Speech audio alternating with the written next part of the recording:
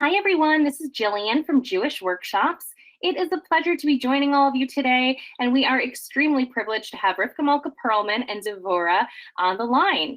Before we get started, I'd love to see who's joining us and where you're from. So if you can come to the question box, that'll be on the right-hand side of your screen.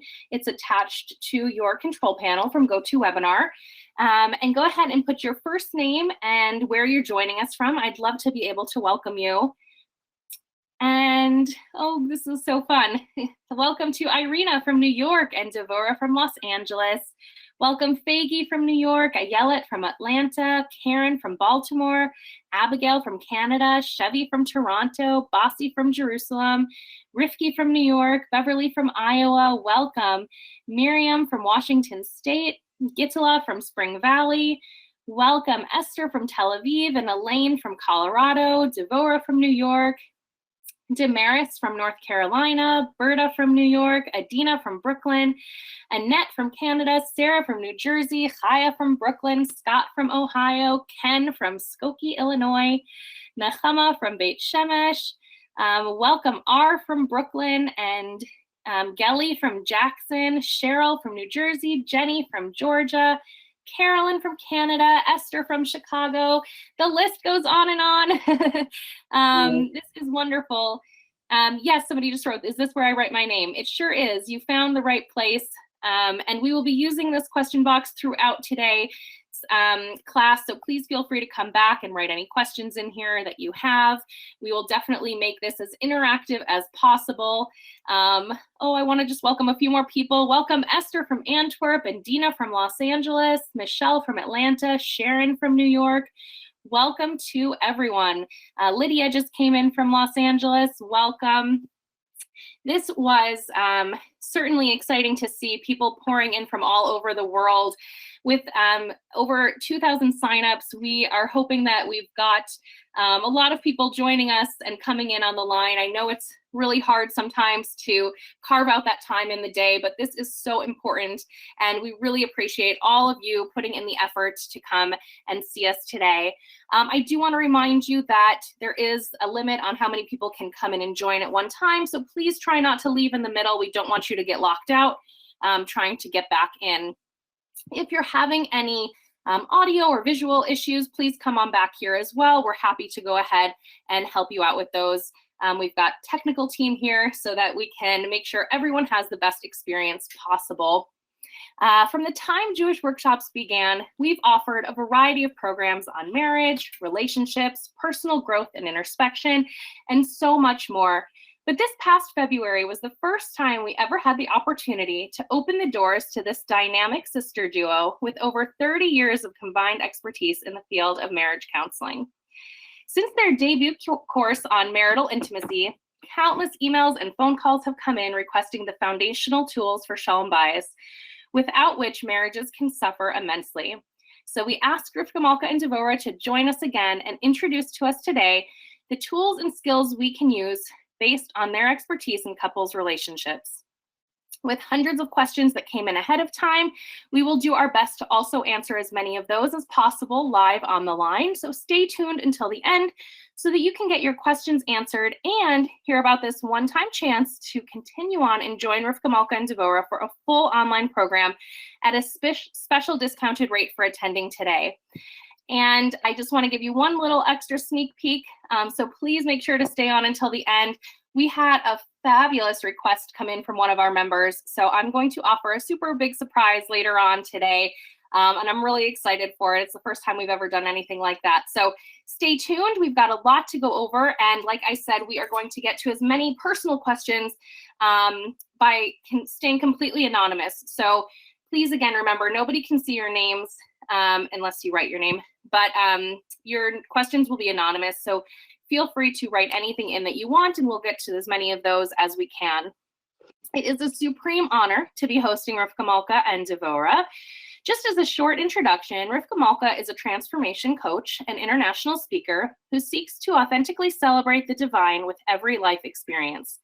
Through transformation coaching, powerful live presentations, life-changing retreats, and educational videos, Rivka Malka guides people around the world to a joyous place of pure fulfillment.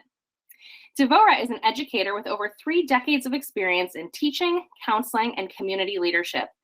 Devora is a certified relationship coach with clients in the United States and across the world. She serves as the Rebbitzin of Congregation Netzach Yisrael and provides parenting, marriage, and relationship coaching to members of the shul and the community at large. So Rivka, Malka, and Devora, we are so grateful that you are joining us today. I'm going to go ahead and pass the microphone over to you. How are you?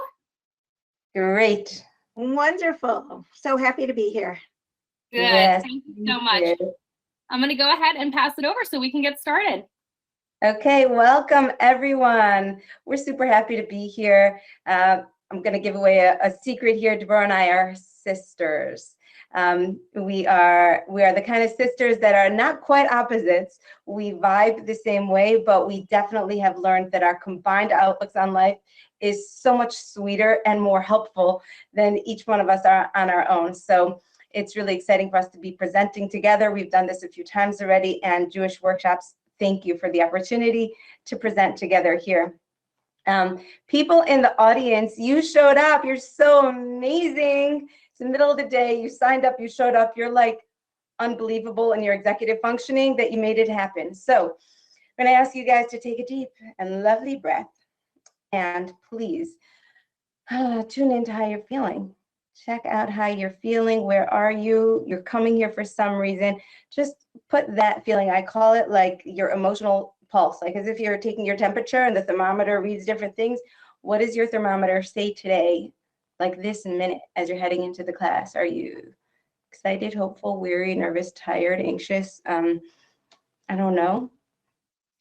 Irritable, happy, ridiculously joyful? I put it in. Just let us know what's going on with you right now.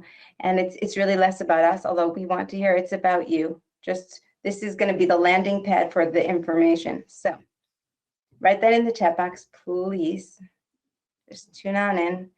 And people writing hopeful, excited, disturbed and worried, irritable, so excited, too befuddled to even think right now. Happy to see you guys. Eager to learn, tired and frustrated, very curious, honored to be here, a little weary, hopeful, a little nervous and stressed in general. Let's see, this is my first time attending something like this, so I'm excited, very interested, cautiously optimistic. Awesome. Thank you so much. It is so real, isn't it? So real. Every spectrum, across the spectrum of human emotion. So real. Oh, yeah. That's where we all are right now. Yeah. So Devora, are you ready to take us away? Because here's what we were thinking before we got on. My friends, we've been at home for a long time and we'd like to get away. And so Devora, take it away. Take us somewhere.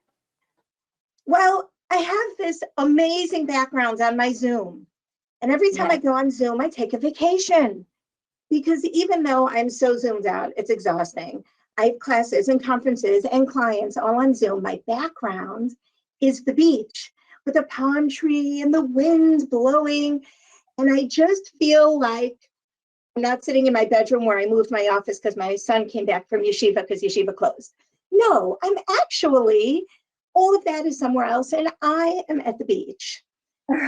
Using Zoom now. So now I'm actually in the corner of my bedroom against a wall. So I'd like to take myself back to the beach, which doesn't show up on anywhere else but Zoom, but it's in my head. That's where I am. I am comfortable and calm, and the wind is blowing through my hair, and the ocean waters are soothing me, and I'm ready to take this journey with you. And I'm really excited about it. How about you, Rick? Well, I'm thinking I love to make retreats, so I want to invite the whole audience on our retreat right now. This is not, you're not at home anymore. We've just, airlifted you to this beautiful spa center, and there's like a nice room in there where we're all learning together. See this beautiful room? Oh, it's so nice. You're totally comfortable. There's like hot coffee in the corner, and you're just relaxed and you're totally hopeful because you're at a retreat. You're learning about marriage, and it's fun. It's fun. And it's all for you.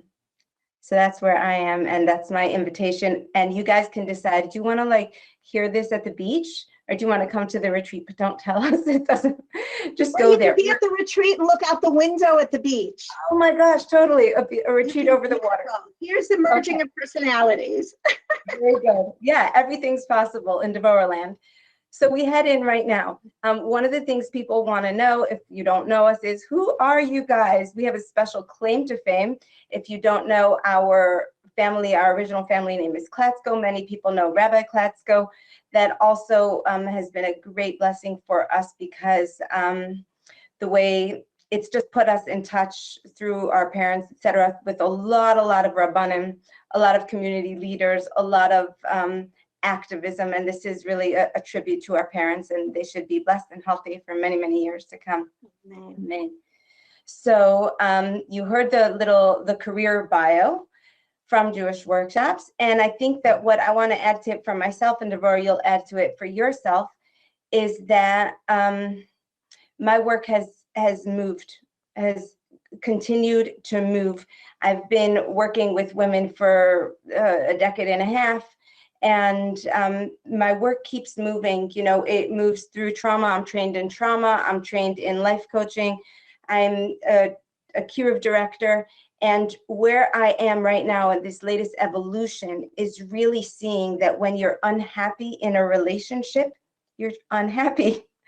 That's the core. Here I am. I'm helping women to find themselves and to find their to heal their inner wounds, to find their power and their self-love. And it's just more and more apparent to me that the next stage is bringing that to a marriage, because when your marriage isn't happy, you ain't happy. And not just that, but that what happens in a marriage is our biggest work. Showing up there and making that work is our ultimate work of development as human beings. And this is very, I'm not going to go into it now, but just know that that's part of the cosmic plan, part of the depth of Kabbalah. This is Hashem's intention. So that's where I am, and I'm very excited. Devora, as you introduce yourself, can you also speak for our audience a little bit about the Rabbanim that you've consulted and who we work with, etc.? Absolutely. Hello, everyone. So you heard, again, some of my professional background. I'm in a really awesome stage of life right now. I have no more little children at home. I miss them like crazy, my kids. They're, other than Corona time now, they're all out usually. And I've had the opportunity to follow my passion, which is to really bring happy marriages to the world. That's all I want. I want everyone to have shalom bayis. That's my goal. That's my tachlis. And I've been able to reach that through a really lot of ways. I was doing couples counseling. I do individual counseling.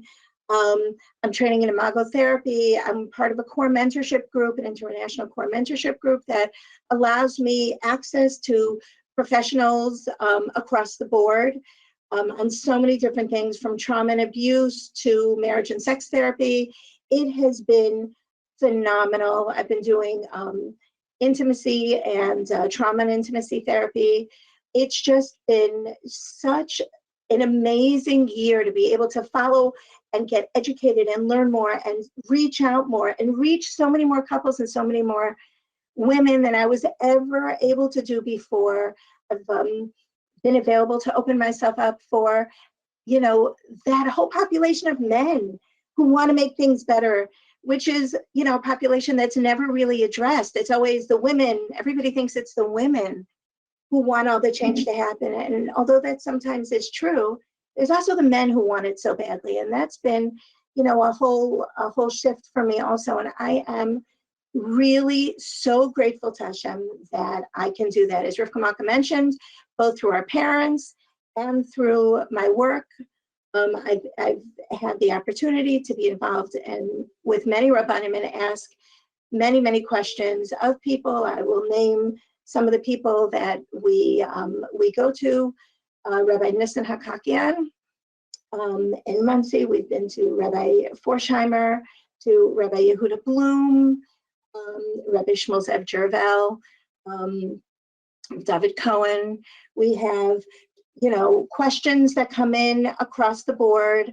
And I always encourage everyone, as does Rivka Malka, speak to your local rabbi, the one who you turn to, your Rav, for any actual questions you may have for those people who felt uncomfortable talking to a Rav or did not have a Rav at the time.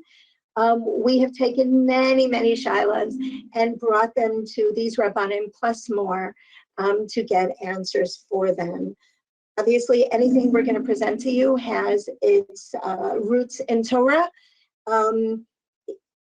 Everything is Torah. Life is Torah. That's what it is. Formulas for marriage are in the Torah. Chachamim talk about it. The Torah itself talks about it.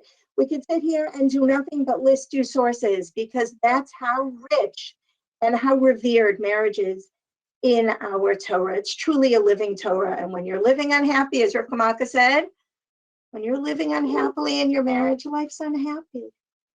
So we want to make everyone satisfied and whole and complete and connected with their spouses, and therefore you'll be able to connect with the world. Amen. Amen. Yeah. So friends, our dear friends, here's what's up. As we're planning this workshop and doing our intimacy workshop, I want to put out on the table what's going on right now. Okay. There are a lot of you who dream of a connection. That's just not happening now. It's almost like you have this idea, you have an idea about marriage. You're like, you've got this thing called a relationship. You know what you want, and it's not panning out. It's not showing up in your life. So many people have told us that they're falling out of love. Their connection is not the same as it used to be. And then there's this whole population, and you can identify yourself, who just feel like my spouse is so critical. Like they're so critical, like my spirit gets smashed on a daily basis. I can't move forward with this critical spouse. What do I do? And anger. My spouse is so angry. I don't know what to do.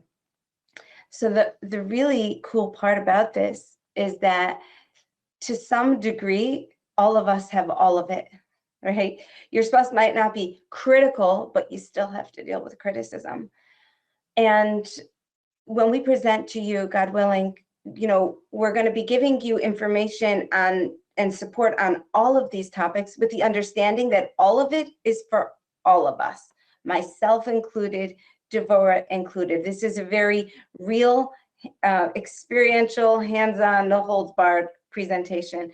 And it's not about us, it's about all of us. And, when you're focused on your spouse and on the ways that they're not showing up for you, that is a classic space to stand in when you're unhappy in your marriage. Like, how do I be married to this person? Like, should I get divorced? I just want to be happy. And it's not coming from a place of like a lack of your own midos, a lack of your own character. It's coming from actual distress that you have a love tank and a relationship take that is not being fulfilled and satisfied.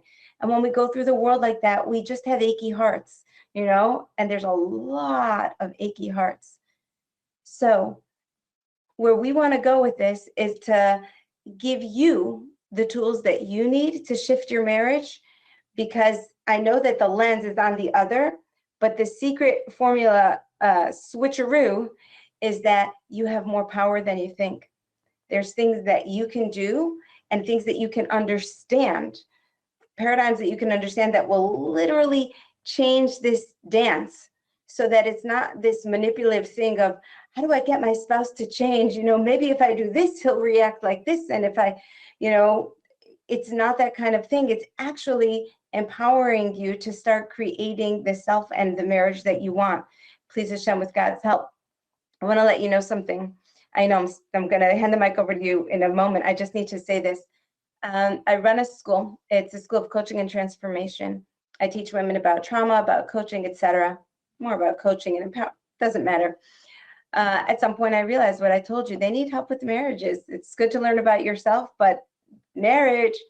And so we brought on Devora to teach the women. I thought, I know everything there is to know. I work on my marriage. She's my sister. I'm in good shape. I've had good role models. Guess what, my friends? I listened in on her classes. Oh, yes. I brought her into my school, and then I listened in, and I was like, okay, now I'm going to work a little harder. I'm going to do this a little better. She's making this so easy for me and so fun. And my marriage, that I was sitting in a really nice marriage, it actually got exponentially better. So that's why when I say you're going to get these tools that you'll change and everything will change, I really mean that, because I've sat in your chair. Yes. We definitely learn from each other. Yes. And from all the students that we've taught over time. All the questions make you think. Oh, yeah. Make you appreciate what you have. Recognize maybe sometimes we're as critical as they think their husbands are. Maybe we're in judgment sometimes. Maybe we need to be more open-minded, more accepting. We learn from each other. We've learned a lot. And actually, that's one of the things that we really want to offer you during this class, is an ability to understand the other. Not in like the stereotypical way, this is men behave this way, this is women behave this way. And then you're thinking, but I don't fit into that formula. That doesn't work. That's not my marriage. My husband's the opposite. He's the female type here. I'm the male type. But there isn't, yes, there are certain truths of a male and a female and certain different needs that they have. It's all true. But you're also two unique personalities in your relationship. And understanding those personalities and understanding that there actually is a formula to understanding personalities opens your heart to complete acceptance, to seeing the other as capable and whole and beautiful in their very essence, even in their flaws. Their flaws are beautiful. They were made for you. And it's just understanding that we're just two different human beings trying to live together and be happy and fulfill each other and bring Hashem into our lives and bring happiness and satisfaction. That's what we'd like to offer you. Yeah, Devora and I were talking about one little aspect, like a microcosm of learning each other. Devora, can we tell them about this, about our vacation model? Yeah. So okay, I was actually telling her how much I was enjoying being on the beach every day. It sounds silly, but it's amazing, the power of the mind. I'm just sitting here looking at myself on the beach and feeling amazing. And, I was reminded, it was such a huge reminder for me of how every single detail of marriage takes acceptance and understanding. I used to always dream of vacations with my husband. We didn't have a lot of money. We had nobody to watch the kids. We were so excited to go on vacation, and we would plan it. And my idea was, we're going to go and we're going to do, and I'm going to show you things and we're going to see places. And I got married young. We're going to travel. We are going to do these things. Well, so excited, pack up, go out with my husband. He wants to sleep in. Do a lot. He wants to enjoy my company, just us. He wants me to cook so that on vacation he has the ultimate pleasure of his wife's cooking. Why? Oh my gosh, my heart would drop. And most times, and not only that, but he was always worried about the children. And he would call and check up on them. One time he even called the kids, and one of the kids said, I'm not feeling well, and we went back home. This was not working at all. So I decided, okay, maybe if instead of having dreams, I have a plan, it's going to work. So my parents took my kids for 2 nights maybe. And I decided I'm going to show him the Ohio State Fair. This is such an important part of my childhood. This is going to be amazing. He's going to see all these things I found stories about. And what was my most exciting childhood experience? We would go to the giant slide. Oh, yes. Down on the burn up sack. Yes. Yep, on the sacks over the hills. We come to it. He is so underwhelmed. It's just so not fun. And he pushes me down. And I'm screaming. I'm like, come on with me, come. Yeah, it didn't talk to him. It wasn't his childhood. It was mine. Okay, that's okay. I'm going to show him all the rest. Animals went fine. We're going to go find a hotel. Of course, I told you where we're going. You set up a hotel, right? No, there is no hotel. Oh. We're driving around from place to place looking for a hotel. And there's the Ohio State Fair. People coming from all over the place. There's no hotels available.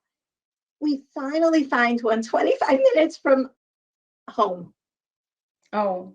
And they give us, by this time, it's 4 o'clock in the morning. And they said, because it's so late, we're going to give you a special price on this suite. It's got a big jacuzzi in it, and you're going to go in and you're going to have it, and it's beautiful. And my husband comes in, gets in his pajamas, and goes to sleep. Oh, I love your husband, by the way. He's such a great man. He is the most amazing man in the world, and he never, ever stops. He's always doing and giving and loving and supporting the whole world, and myself included. He's like so amazing. For him, vacation meant I can breathe. Yes. And we were just on such different. Yeah.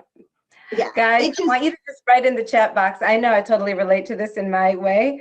Please write in the chat box if you are getting this, like, oh, I'm totally getting you. Just write it. If you get this, just write, I totally get this. Whether you're the one who wants to chill on vacation or you're the one who wants to like go and do and like, you know, who are you? Tell us in the chat box. We really want to hear. And then we got to hear part 2. Can you guys write in? Yeah, people are right. I get this. I totally get this. That's exactly us. I definitely get this. Oh my gosh. You know, and it's funny. I used to tell my husband, it's because you get out. You go to Minion, you go to work. You know, I have pillow fights with the kids, and I love every second of it. But going out with you, that's special. I think this is probably pretty common. Oh yeah, I remember the first time when I was vacationing with my husband, he was in the hotel room. He needed to rest. I was literally pacing the hallways at some point. And then I was like, let's go ice skating. He's like, sure. We went ice skating and he watched me ice skate. He just watched me. Like this was not okay. But we've come so far since then. So then what happened? Go ahead. Oh, so here's where I took it from there. We're broke. Hashem knows we can't really afford to take a vacation anyway. And that's good for my marriage not to take a vacation. We're so happy at home. Oh, yeah. Problems. So we stayed home for the next 10 years and loved every minute of it. And it was great. And we raised our children and we had our cycles of up and down like every other couple and worked on our marriage and made it strong. And finally we said, okay, it's our 20th anniversary. It's time for us to do something. We're going to do it. Okay. This was Baruch Hashem 14 years ago. So my husband was going to be working in Puerto Rico. And he said, this is the ultimate vacation, the ultimate, because I'm going to be working during the day for Coca-Cola, for OU. I'm going to be working during the day. You are going to be able to tour the city and get out all your itches to go tour, to go look, to go do. You're going to love it. And then at night, we're going to hang out. We're going to have the best time ever. Beautiful. And I'm going to be off for Shabbos and Sunday. I love the celebrating of the differences. I love it. Instead of the fantasy that you're somehow the same person. Yes. Love it. Total recognition. That's the way it was. Baruch Hashem, we're going to go. And then we even got off on Thursday. Oh my gosh. We were going to have a great time. And then he extended it to Monday. So I spent all day wandering around San Juan, going on the buses, seeing all the people there, really getting a feel for the city. In all these areas, I was told afterwards, I really shouldn't go there. They're not safe. Well, Hashem brought me home safely. And I had this amazing experience. I went down to the waterfront and into all these little cobblestone shops. It was just like so awesome. We had a beautiful Shabbos and joined the Chabad there that puts on a spectacular spread. Enjoyed each other's company. It could not have been going better. There was an appreciation of self, an appreciation of other, an appreciation of the togetherness. It was amazing. We were an hour time difference. It was just enough that we didn't have to hear from the children during their bedtime and that they wanted us home. There was nothing pulling us. We got to love them up on the phone before crunch time. And then they were put to sleep. And it was wonderful. It was wonderful. Come Sunday, this is our first vacation day together. And we had this amazing plan. We're going to go to the rainforest. I can't even handle this story. Oh my gosh. We were going to go to the rainforest. We're going to go through the whole day of the rainforest. And then the next day we had a tour. We're going to go to this special lake that has like glow in the dark amoebas, maybe it was. And it was going to be awesome. We were going to go on a canoe through there. We both agreed on it. And he was psyched and I was psyched. It was going to be beautiful. We didn't start too early in the morning. It was fantastic. Okay, pause right there before you get into that. Friends and listeners, I want you to listen in with a good ear to what has happened thus far. Okay, the learning points over here. A couple thinks in the fantasy that they are one, that they both want a good marriage. So this is what it looks like. Meanwhile, they're actually two different people with two different personalities. Oh, yes. And notice how there was an evolution of self, because for example, if Yehuda, Devora's husband, Rabbi Boroosan, had offered Devora to go to Puerto Rico, to traipse around Puerto Rico by herself when she was married only 5 years, she would have been horribly offended. And she would have felt like, don't you want to be with me? Don't you want to do that? But I want company, but I want to do the same thing with you. Notice this evolution of selfhood that's part of having a good marriage. Really appreciating yourself, really appreciating your husband, in this case, appreciating your husband's hard work, and that making a new kind of shalom available and a new kind of fun, because you're not in resentment of why isn't he supposed to be responsible for creating this fantasy that I want? And when I say fantasy, I don't mean in any diminutive way. It's good to have dreams, but the fantastical element is that our spouse will somehow be our clone. Okay, so I just want you to like listen in on that beauty and how we've all like check out what stage am I in, and am I in the stage where I think there's something wrong with my man because he wants to rest, or there's something wrong with my woman because she's not exciting enough, or the opposite, they want too much from me, they're always right? Or am I like moving towards that stage where I'm getting to know myself for real and getting to know who he is? Something fun to think about. Okay, what happened in the rainforest? There is one more step in addition to that, by the way, and that is appreciation and recognition of self. And also when you're getting to know your husband or your wife, appreciation that their selfhood is as important to them as your selfhood is to you. Because it really takes giving your complete self to make a marriage whole. Oh, I could spend all day telling stories. I put so much work into my marriage and it's so awesome. But it takes constant work, and we all have these challenges. I'm going to go back to the story because there's so many different plans. We have to remind us, because I did a big interruption. Take us back to the rainforest and the glow in the dark. Okay, so we went back to the rainforest. We're back at the rainforest. We're going through, they're telling us what's going to be happening. We go into the rainforest. It's absolutely gorgeous. We hear the monkeys. We see the beautiful unusually shaped trees and animals and birds chirping everywhere.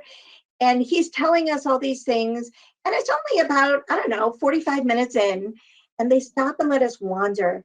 Now that he's pointed everything out, we get to wander. And as I'm wandering through, I see something I recognize, something I never got exposed to until I came to Atlanta. Sugar cane, like fresh sugar cane.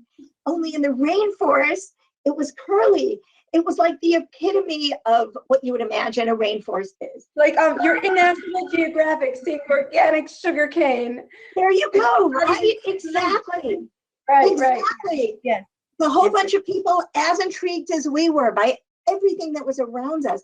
And I broke off a really big piece, and my husband held it up and took like this cool picture. And then he said, well, let's taste it. So my husband has this thing, he sticks out his tongue and he goes, 2 little tastes on everything on the tip of his tongue, just to see what it tastes like. And he kind of goes, spits it out, says, this is awful. This is awful. This is so bitter. And he spits again. It tastes terrible. And we continue on our way. And all of a sudden, my husband's like, my tongue is tingling. And a few minutes later, he's like, I don't feel my tongue, and I don't feel the inside of my mouth. Oh my gosh. And we go, We go to the tour guide who was taking us through the rainforest. And by this time, my husband has no sense of taste and he's having a hard time swallowing his saliva. Oh my So we've now God. had a whole hour and 10 minutes at the rainforest. And they quickly, emergency, bring us back to the, the home area where you first meet in the first place. And they say right away, quickly, call the doctor. Do you know what you tasted? And we described it. And they said, oh my gosh, this is the most poisonous plant in the rainforest. When animals eat this, it paralyzes everything inside till it paralyzes their lungs and they can't breathe anymore and they die. So If ever there was a vacation song. I just poisoned my husband. So we go running and our whole amazing, beautiful 20th anniversary honeymoon, he's downing piles of Mylanta to coat the stomach in case the poison goes down into his stomach and into his lungs. We are calling on nurses and they're giving him anti-venom shots throughout the night, one after the other. He's laying on the couch, finally able to fall asleep. And I'm holding a cup as the drool's dripping out of his mouth so he doesn't choke on it because he can't swallow. But I have to tell you, it was an unusual reaction I had. Because instead of being frustrated that we had this whole vacation planned and we couldn't do it, I had such an appreciation that his plan was to give me this time together with him, that I enjoyed the time that I had with him so much. And the part of him that's just so fun that we have to go into a rainforest and take pictures and taste everything and just even if it wasn't so smart, but but just really live in nature and enjoy this and be together with me with his whole heart and soul. And all I felt was like love and compassion and appreciation for this amazing man I had who gave me the appreciation of who I was and validated the fact that I needed that time on my own to wander while he was busy, that I had been able to be there for him at the end of a long day, which I had never been able to do before because he was in Puerto Rico, I was in America. So I had something warm for him to eat at night while still being able to do this. And we had this potential amazing vacation that one day we'll take again.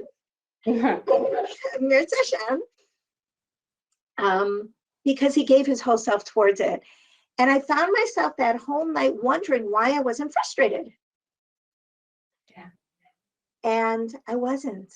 What was the answer? So awesome, because it's one of those stories Yeah. you're just going to tell forever, and you're going to tell your children, and your children are going to tell their grandchildren. Yeah. There's so many more details I could have gone in. Yeah. Him wanting to stay because we finally found the monkeys that we were looking for, and we heard them screeching, and we tracked them. But he's getting more nervous about what's going on in his mouth the whole time, and we didn't even take the extra minute. And how there were so many things, and it was. Yeah. It had great potential, but in reality, the potential was actualized. And it didn't have to be actualized by the trip itself. The closeness, the connection, the sense of appreciation was actualized in such a powerful way that I couldn't wait to go on our next vacation. Oh my gosh. You know what it makes me think? It makes me think that it was like a God-given experience, as everything is, for your 20 years of very hard work on relationship. At that point, it was 20 years, right? Like, you got to see the relationship. And maybe if the vacation had been so amazing, you wouldn't have seen that really the joy was the relationship, which I think is kind of what you just said. So I want you guys in the audience to think about this.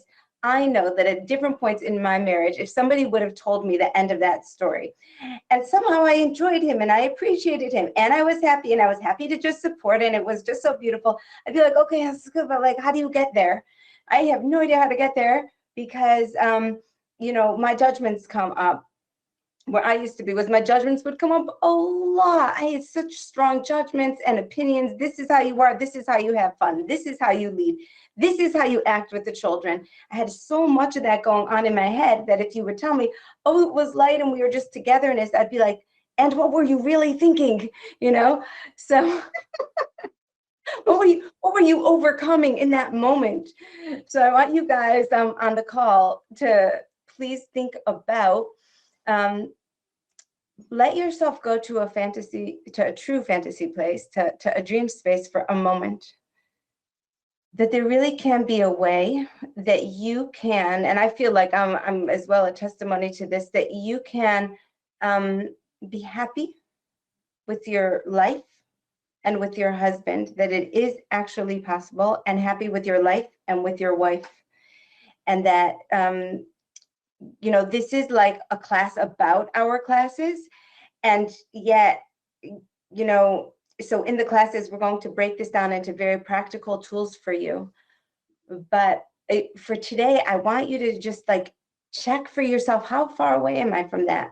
How much time do I spend in my head in judgment or criticism or disappointment, unfulfillment, like wishing for a rewritten script, kind of like looking at your spouse's behavior, just wondering why don't they grow up, or why don't they treat themselves better? Why aren't they treating me better? Why aren't they more aggressive? Why aren't they more assertive? Why aren't they more gentle? All of these kinds of things, like how much space do they take in your mind? How much space are you spending just wishing, in silence with the other, in quiet pain, just wishing for something else that you don't have right now?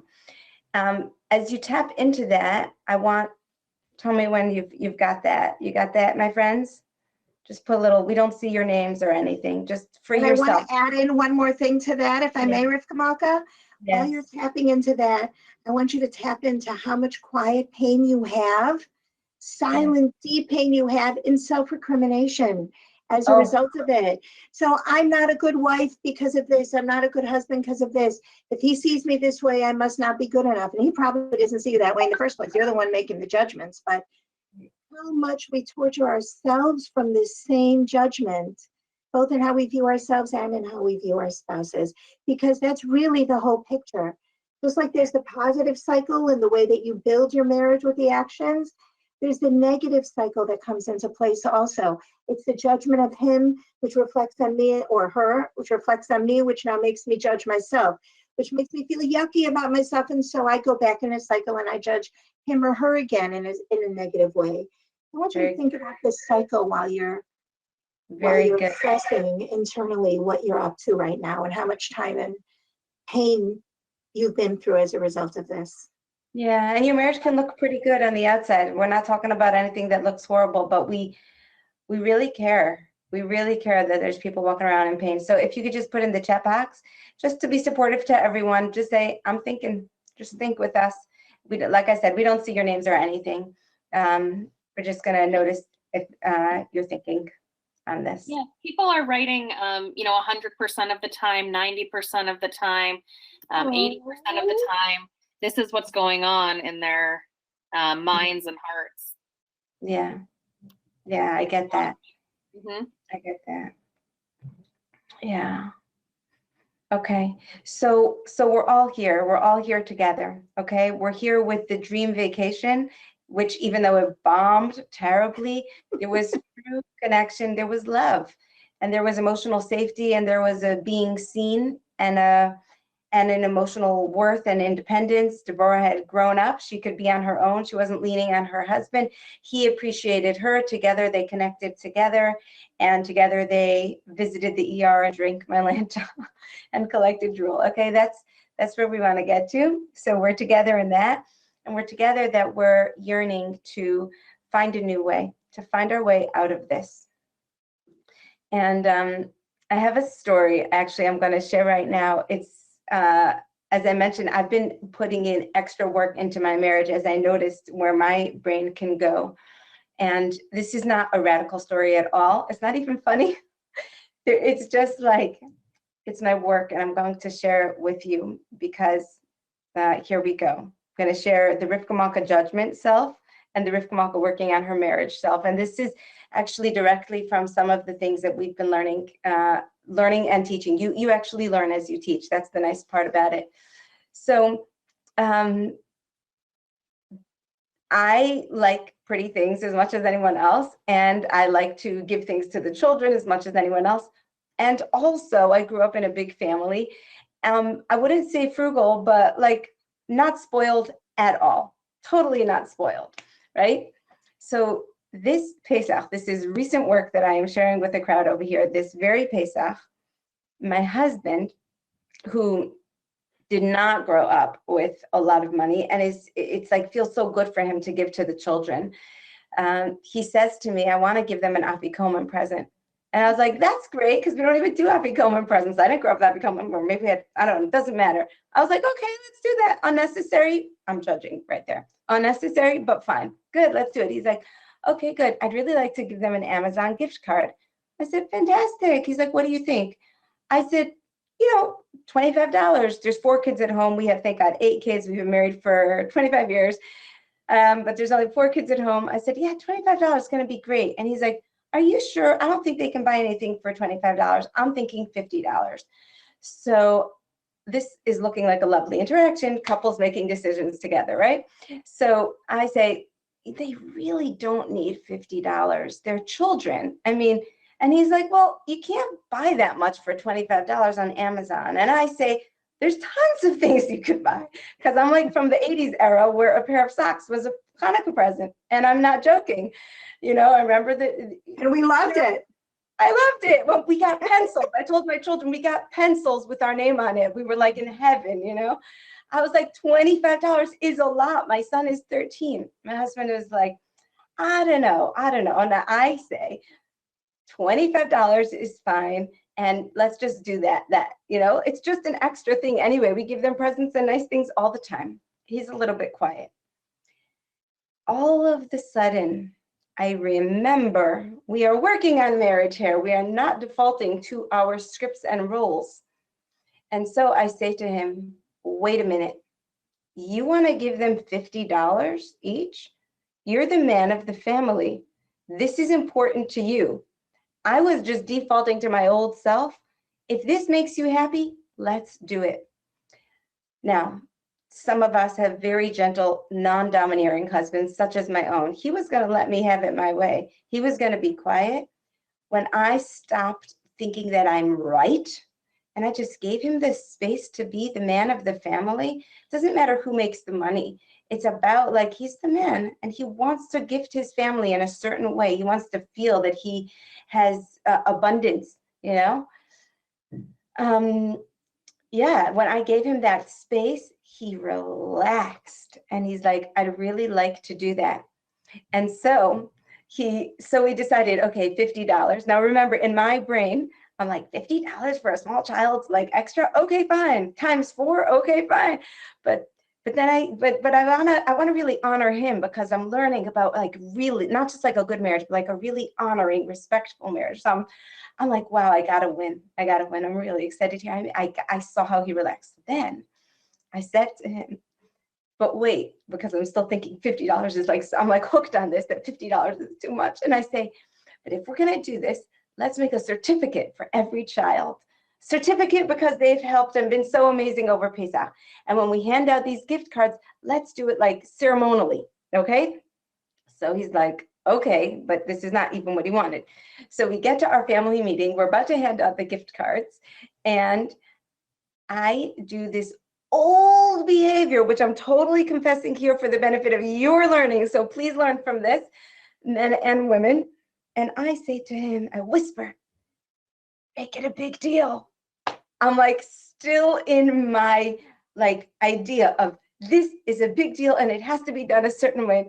I hand out the certificates. It's like a total, what was the word that you used? Underwhelm, because it wasn't my project. It was his project. All he wanted to do was have the divine, delicious pleasure of being the dad and doing and like making his kids so excited and so smiling. And I was like, not meaning to, and really don't think of myself as this person, but I was being controlling and like getting in his space. So he went along with me. We handed out the certificates, but I just said to him, I did it again. I said it, you know? And it's so exciting for me to tell this story, to be honest, because it's not something that I do anymore. And because I can look back at how I used to be and see other women who really feel that they are respecting their husbands, but they're maybe not quite, maybe not trusting their man to be a man or giving enough space. We can talk about women as well. We'll put that coming up, but that's the story of growth that I want to share with you today. Yeah. Your self-recognition is amazing, and actually that's what happens when you really work on a marriage. And by the way, if any of you think that a marriage becomes beautiful and easy and smooth and understanding and connected overnight or without effort, you're going to be very disappointed, because it takes a lot of time and a lot of effort. If there's one day, 1 hour that you don't have the other in mind, that you're not looking for the greater good of the unit of the two of you, one day can set you back a week's worth of gain that you've gotten in terms of pain, insult, disempowerment. It's so hard to get back to the footing that you were on if you don't have the constant recognition that this is my greatest priority in the world. Your husband or your wife is your number one priority in the world after HaKadosh Baruch Hu. Number one, no matter what. They come above your children, they come above your work, they come above everything else. Is this focus on remembering that every step you take and every interaction you have is with the focus on the two of you together as a combined, strengthened, empowered unit. Yeah. It can only come, as you pointed out, with 100% understanding of who you are. And it's really cool, because when you come to accept yourself, Yes. then you're able to make yourself vulnerable enough to share that self with your husband, to share the insecurity. It took me years to share that vulnerability with my husband. He's so amazing and so strong and so good at so many things that I'm not, which is exactly why Hashem put us together. We definitely complement each other beautifully, but I was so busy being hard on myself that I couldn't even admit insecurities to him for so many years. And once again, I realized how far along we'd come. This fantastic thing happens, I don't know, 2 weeks ago maybe. Something happens with one of my children, and they made a comment that just brought so much, like deep down hurt back to the surface, and so much insecurity and so much of I'm not going to be good enough and I'm never going to be good enough, and all that talk we have to ourselves. And as my husband's trying to, and we all have it, as much as you work on it, somehow it finds a way to creep itself out again, because we're human. And that's why it's a constant work. It's constant avoda all the time. And I'm telling my husband, and he's trying to reassure me. And I stood up to go get a tissue because I was crying. And all of a sudden, my phone rings. And like, okay, time to be in person mode. Got to pull myself out of this. And I go to reach for my phone. And my husband grabs me. We're in the kitchen. He grabs me and we start dancing in the kitchen. And we're dancing to my phone. Okay. It's really just typical iPhone music, right? iPhone default music. And we're dancing and dancing in the kitchen to the music. And it's all of what, a minute? And then it stops. And by this time, I'm feeling so loved and so giggling and like released all that tension. And we just start talking again. And he warms something up to eat. And we're just sitting there. And at some point, I say, you know what? I wonder who called. I ignored them. I probably should look it up. But I looked at my phone. And it was my husband. That's hilarious. Oh, that's he had called with the intention of grabbing me to dance to loosen me up. Oh my gosh. I'm in chicken soup for the soul right now. That's it. Tell your story, girl. That is so It beautiful. was, and it touched me. I burst into tears, and I felt so loved, and all the effort that we put in over the years to get close and to grow and to understand each other. And for me to make myself vulnerable like that, all of a sudden I realized he got me. Not just like he got me that minute, but he understood my soul. Yeah. Because I let him. Because I opened up and made myself vulnerable and I let him. Yeah. Wow. Wow. It's so amazing. One of the things we're going to be teaching you about is working with the lion and the lamb. And what's interesting is that, it's so interesting, Devora, that like, there's two, like you're saying, my husband is so big and amazing. And I, I struggle with insecurity and to be vulnerable. And then there's the other kind of couple where, he struggles to be vulnerable because he's so gentle and possibly insecure. And she's like so amazing and so much. And we're going to be teaching you about both of these personalities, and deeper than that, how to work with both personalities, and deeper than that, how to heal the parts of yourself, the parts of your lion or lamb that are not working, that don't work. And I think that's a massive victory to share yourself so sweetly, to really share yourself, and for your husband to totally see you and come right over and know, like, here's the ingredient, I can't wait to teach. Devora knows I'm extremely excited to teach that material together with her to you guys, because it's one of the way, I think it's the way. For me right now, it is the way to come into unbelievable self-acceptance while at the same time seeing the work you have to do and seeing your spouse in an entirely new way. So much so that we're doing our first class on that. Our first class. We cannot wait. Because it's a true paradigm shift. Yes. Everything we think we know until now, everything we think we believe, everything we think we're sure we're right about. Yes. Oh, yeah. Is all skewed. I know. It's somewhere along the way, all the messages we got all mixed up. Yep. And we just don't understand Hashem gave us this incredible, holy relationship with beauty and fun and love. And somehow we've taken it and just haven't appreciated it or respected it for all that it can be. Been able to see it. The idea, and we're not going into this now, but the idea that the lion always marries a lamb and why that has to be, even just that idea, like, creates so much harmony. It just knowing you didn't marry the wrong person. That's where the chemistry happens. Yeah, it's easier to get along with your type, so to speak, but that understanding how that chemistry happens, and also seeing the tzidkus, which is the righteousness in the other, because where we're going to learn, and I feel like this is so important, is that when there's something that's so other, it's unfamiliar to you. So you might think he's a person, I'm a person. No, but the construct is that there's an otherness about them. So you're looking for these markers that will be familiar to you of this is how you treat someone, or this is how you do your life, or this is how you behave, right? But meanwhile, you're missing, I believe we miss literally the true goodness of the other. We're looking, it's like where your tongue goes always to the achy tooth. No, there's all these other teeth that are amazing, that are worthwhile to really, really look at. And we're going to show you how. Jewish Workshops, can you please give us a time? I'm taking a look at the clock. I see it's 1 o'clock.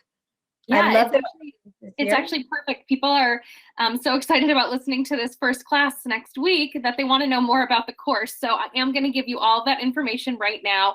Just come on back to the question box and let me know if you can't wait to continue on this journey with Rivka, Malka, and Devora. Just write, I am excited, in the question box, and I'm going to give you all of the information that you need. And again, don't forget, I've got an extra special surprise, and I've gotten some fantastic questions coming in already. As I mentioned, I had questions come in ahead of time, so we're going to get to all of those Q&As. And oh my goodness, there are so many people writing, I'm excited, I want to join. Okay, good. I'm really happy to share all of this with you. Before you tell about the classes, I would like to say one thing. May I? Yeah, absolutely. Okay. There's a lot that's available online, and there's a lot of things that you could buy. There's a lot of classes you could attend. If you're thinking about improving your marriage on any level, I want to not just to tell you about these classes, but to really invite you. It's like a true invitation from my heart and from Devora's heart, an invitation of hope, a promise. It's a promise. We're not supposed to promise. It's a guarantee of change in your marriage. This is what we've witnessed. This is what this information does. It's a guarantee of change. So please check in with yourself as you're making all these decisions and hearing about these classes. Like, do this for yourself. Really do this, because it's gonna, when you change, he changes, she changes, your family changes, generations changes. I can't think of a more worthy way to spend your time and a bigger gift you can give to yourself. So just wanted to give our people a really big invitation of hope, real hope. And yeah, we're excited for your questions. And Jewish Workshops, I need to let you know that I have to be off literally at 2 or right before 2, which is when we're meant to end, but I have something at 2 o'clock, so it's important. No problem. So let me get all of this information. Let me get over everything I can, and I will turn it over back to you with Q&A time. Let me begin with inviting everybody to this next 6-part series. So as Rivka, Malka, and Devora were explaining, this next week, Wednesday, May 20th, is going to be our very first class, and we're opening up with why your spouse is your opposing force and your completing piece. A paradigm-changing opening class that will define the work of your marriage and help you understand why you and your spouse are the way you are. This is a breakthrough understanding that will smooth your every interaction, expectation, and success. The week following will be cherished and respected, understanding the one ingredient that will make or break a man or woman, what it is, what it looks like, and how to offer it. This class will carve an instant path to a rejuvenated marriage. Then we follow that with class 3, untangling the myths about men and women. Get liberated from societal and emotional beliefs that color how you see your spouse. Explore the inner programs that hinder us from not truly seeing one another, and open a doorway for a new relationship. Then we're going to move on to class 4, communication, resistance, and tools. Practical advice on navigating your changing relationship, communicating pleasure and displeasure, and how to share more of yourself in a safe way. And then I'm really excited to announce our first time ever, we're going to be offering 2 separate live Q&A sessions, which will enable everyone to get their questions answered. And for the first time ever, we're actually offering separate gender Q&As. So in week 5, Rivka, Malka will be answering questions for the women, and Devora will be on a separate webinar answering questions for men. And in week 6, they'll switch so that Rivka, Malka has a chance to address the men, and Devora will have a chance to address the women. This will be something that we've, as I mentioned, never done before, but it gives us a chance to really delve deeper into the level of frankness that you can't always get in a mixed crowd. So men can find out and learn more about how women work, and women can learn more about how men work, and they can also ask questions that they might not be comfortable asking in a mixed crowd, but we want to make sure that everyone really has a personal journey that they've never had before. So as you see, every class will take place on Wednesdays at 12 p.m. Eastern, 7 p.m. Israel time, except for there's 1 week in the middle where we're going to be on a Monday for scheduling purposes. But don't worry, if you can't make it to the live sessions, you'll always have a recording available to you in your own personal membership area where you can listen to and download at your convenience. And we want to really make these classes as convenient as possible for you. So again, you have access to these for a lifetime once you become a member. If you want to listen to it several times, like I said, you can download, or you can just go into your personal membership area. But we want you to know that you'll have these to listen to, re-listen to, take notes. You can listen to it on your own. You can listen to it with your spouse. All of the information here is really for you to take a journey for yourself and for your marriage. It's Rivka, Malka, and Devora's mission to give you an experience unlike any other. Their level of depth and care creates a completely different process than you've ever tried before. Unlike a book or a class you can watch on YouTube, Rivka, Malka, and Devora really get to know you throughout the process and take personal care to answer any questions you have in order to guide you to the fulfilling marriage that you deserve. We've just completed an intimacy course that they offered, as I mentioned, back in February, and the level of depth and care that they took with each and every member, and we had over 200 people join that course. The questions all got answered. We had personal phone consultations available. It was really something I've never seen before, even from working with Jewish workshops. And thank God I've been so blessed to call this my family for the past 5 years now. And I can't say that we've ever worked with anybody who's offered this amount of personalized attention from their own time. And, you know, just to see that really is heartwarming. And the people who have written in have really expressed their gratitude. So I can't wait for you to join and get that level of personal care that you can't find anywhere else, and you certainly won't be able to at this price point. So I want to make sure that you understand, not only will you get these 4 weeks of master classes plus the 2 live Q&A sessions, but we're also offering a one-on-one phone consultation with Rivka, Malka, and Devora, or Devora, you get to pick one, to get the guidance you deserve on this really sensitive and personal journey. Plus, you'll also have direct email access, which is really important.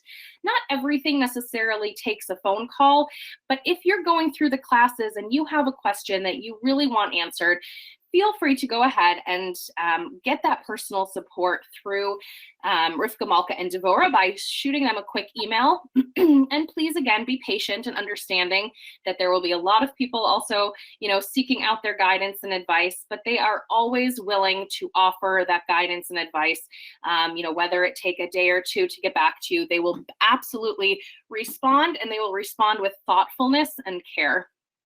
And finally, we'll have an extra live class about releasing resentment. It was something we went back and forth with, couldn't decide if we should try to fit it into the course, but we're going to offer it as a special bonus class because it is so important for you to learn how to let go of the anger, feelings of injustice and disappointment, and really embrace that which you can control, which is forgiveness and gratitude. So as you can see, Rivka, Malka, and Devora will be walking you through all aspects of creating and nurturing a healthy and happy relationship with your spouse. You'll have one-on-one support throughout this program, and will have the unique opportunity to get your personal questions answered that you haven't been able to get answered before. Most importantly, by investing in yourself and your marriage now, you'll discover how to stop living parallel lives and start reconnecting, rekindling the spark, and prioritizing the time that you spend together. Apply a practical and applicable formula to your unique situations by getting real-life questions answered in a real-life way. You'll discover how to communicate effectively and resolve conflict without assumptions, misinterpretations, and hurt feelings. And finally, stop feeling underappreciated or unnoticed, and experience a complete revival of your love, appreciation, and respect for your partner. Avoid living in the loneliness of disconnection and disappointment by understanding each other's vulnerabilities and perspective, fueling a compassionate and loving connection. And protect the sanctity of your marriage by nurturing appreciation and respect, and never feel lonely, unloved, or unsatisfied again. An opportunity like this rarely comes along, where you will get a full series plus personalized email support, one-on-one phone sessions, but this is all to ensure that you receive the full guidance you deserve. And we listen to our members' requests, so we've created an anonymous place for you to come as yourself or as a couple to get the answers you've been looking for to refresh and renew your relationship. And as I mentioned at the very beginning, we're offering a special discount for the next 24 hours, so you can join and become a basic member and get the full 6-week series for just $297, or you can become a platinum member for only $397 and get the full 6-week course plus the one-on-one phone consultation and the email support and that extra live class on releasing resentment. Again, for just the next 24 hours, you'll save an additional $100 So instead of paying $497 for that platinum package, you'll only be paying $397. And instead of paying $397 for the basic package, you'll only be paying $297. And I'm not sure if this is your first time here, but if it is, please note that when you go to the registration page, you will also be offered payment plan options. We've learned from our members' requests that that is something that's so important. You don't have to pay everything at once. You can opt in for a payment plan option, and that will be available to you right there as you register. So I'm going to go ahead and put the link right into your chat box. You can actually copy and paste it right out. But I did say something in the very beginning. We had an amazing email come in on Monday, and it was something I'd never seen before, something I hadn't really thought of, but I thought it was such a great idea. So one of our members sent us an email and wrote that she loves coming to our introductory classes and she wishes that she could buy every series, but she has a limited amount of money, so she can only purchase her, few chosen courses. But she asked if it was possible for us to hold a raffle for one lucky buyer to get their spot for free. And I thought, what a great idea. So as an extra bonus for joining live right now, you took this step, you came to this class today, you took the time and effort out. Anyone who buys right now while we're still on the line, and we've got a little bit more time here, and another hour about to go through Q&A time, we're going to go ahead, put the link into your chat box. Anyone who buys right now will automatically be entered into a raffle, and we'll pick one name tomorrow morning for that person to get a full refund and get their spot for free. So I encourage you to go now and not wait. Don't put this kind of thing on hold. This is exactly what you need to do at this moment. This is something that you deserve, that your whole family really deserves. So I'm going to go ahead and put the link in right now. It's www.jewishworkshops.com/fulfill. And I'm putting that in so that you can actually copy and paste that out. I'll also put it up here on the screen, but for anybody who's joining us over the phone, it's www.jewishworkshops.com/fulfill, FULFILL. When you get to that page, you'll find your basic option and your platinum option. Choose which one you're most comfortable with, which one you're most excited about. Of course, I would lean towards platinum. For only $100 more, you're getting a full gamut of extras. You're getting that personal phone consultation, you're getting the email access, you're getting an extra class on releasing resentment. And as I mentioned, you have payment plan options available. And then of course, you really have this amazing chance for the first time to win the raffle. So I'm excited already for you. I will ask you, once you've already registered, please come back and just put your first name and the words "I'm in." I'd love to be able to welcome you. And of course, I will go ahead and remind you that you've been entered into the raffle. So please just come on back and let me know that you've already joined. If you're having any trouble or any difficulty getting to the page, any difficulty with this buying process, please just come back, put your first name and your phone number in so that we can go ahead and give you a call and help you register. I don't want anyone to miss this opportunity. Please just come on back and let us know that you're having some trouble or you have extra questions, and we'll make sure to give you a call as soon as possible. So also, just kind of listen out for your phone. If you're coming back and putting your phone number in, we're serious about giving you a call back. So make sure to be around and wait for the call. I know that the last time we did this, there are certain filters on people's computers when it comes to a sensitive topic like marriage or intimacy. Sometimes computer filters will stop you from being able to get to that sales page for checkout. So if for any reason you're having trouble with that, or there is too much traffic going to the site all at once, everyone's going to get their spots. Again, I just urge you to please come back and let us know so that we can help you. We're more than happy to be here to make sure you can get your spot and get put into this exciting raffle. So I'm going to go ahead, just put it right here one more time. It's jewishworkshops.com/fulfill. It's right there for you. Please come on back and let us know when you are in and all registered. I am happy to welcome you.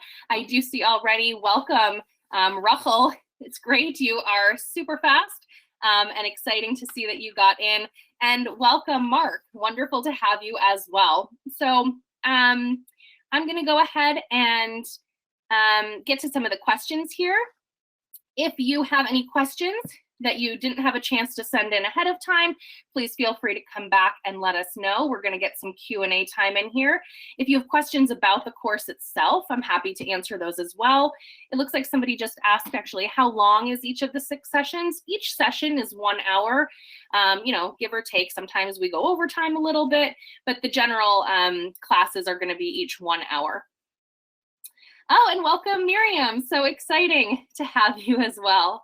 So Rivka, Malka, and Devora, we did have a couple questions actually come in during your class today. I wanted to see if we could get to those first, and then we'll go through the rest of the questions as well.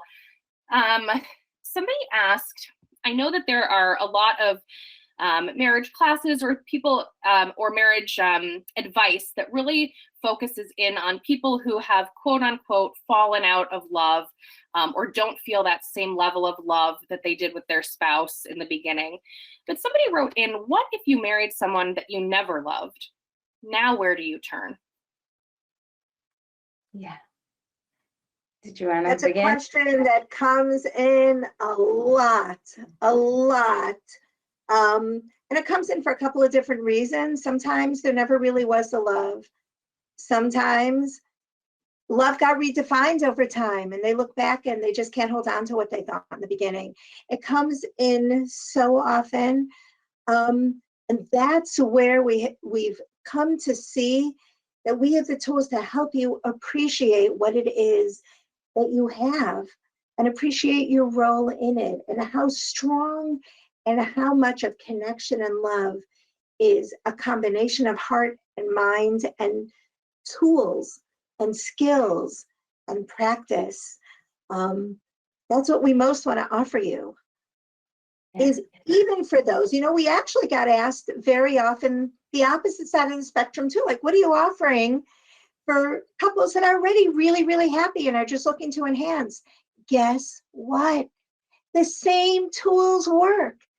Because if you understand just these basic foundational aspects of marriage, you can take a marriage that's rocky as easily as you can take a marriage that's strong, as easily as you can take a marriage where you never really thought you were in love with the person and make it into something special and beautiful and important and something actually to really feel grateful for.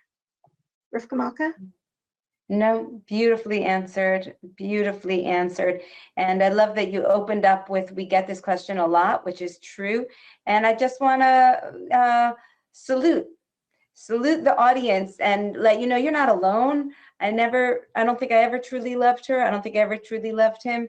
It feels like a lonely experience, but it's not. The two of you are meant to be together, and we're, God willing, going to be able to impart to you and teach you how to make it loving.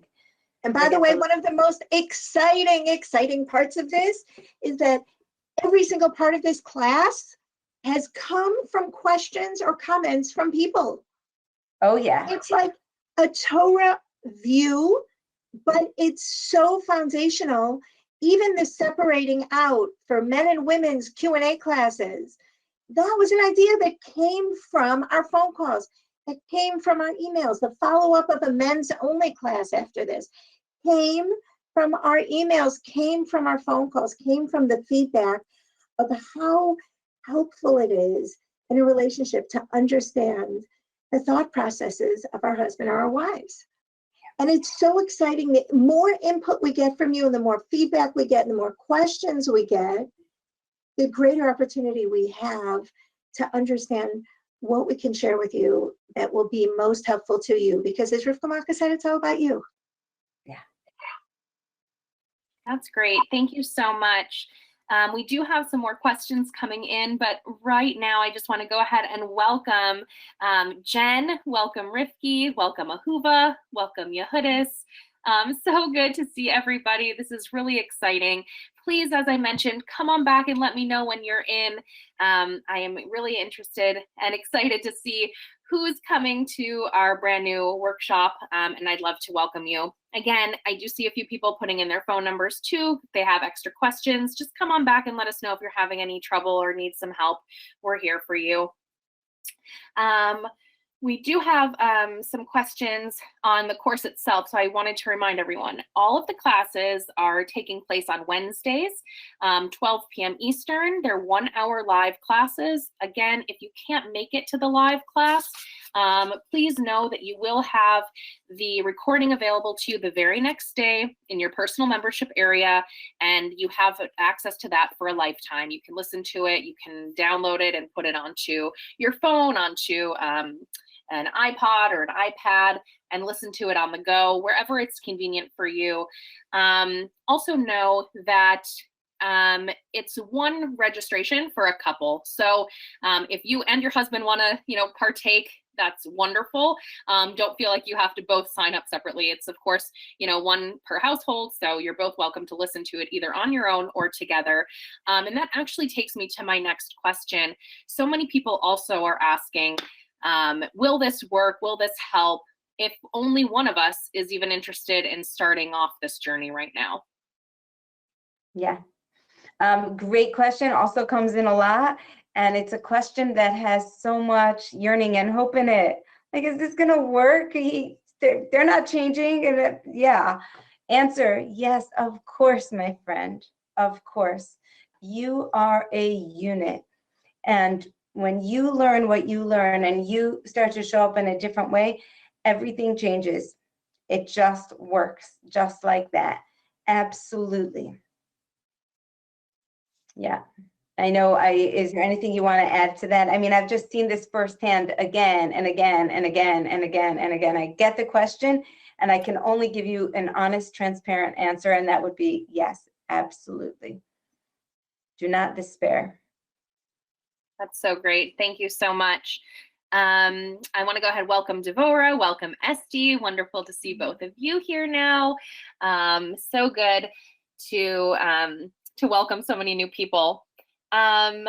The next question we had, how can I make my marriage feel more fulfilling? My husband is a great man, but he's very traditional in his mindset. He always tries to make me happy.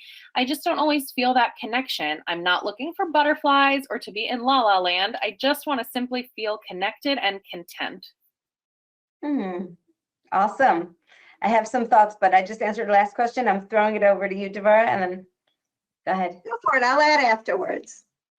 I love when your thoughts come to the forefront here.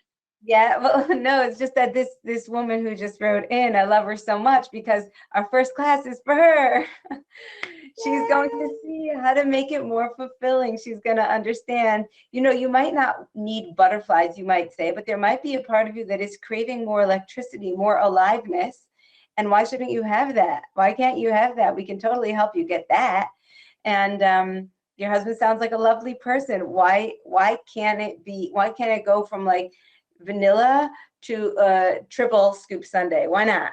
Let's do that. That's what I have to say. I completely agree. We always need to have the goal of reaching for more and more and more. At the same time, being satisfied and feeling good about what we have and recognizing the good in what we have. So I completely agree with that. You could also be married to somebody who is wonderful and incredible and amazing and warm and kind and good, and not appreciate the wholeness of them, especially if they're more traditional or if they have a cultural background that's a little bit different than you. I have a Persian husband.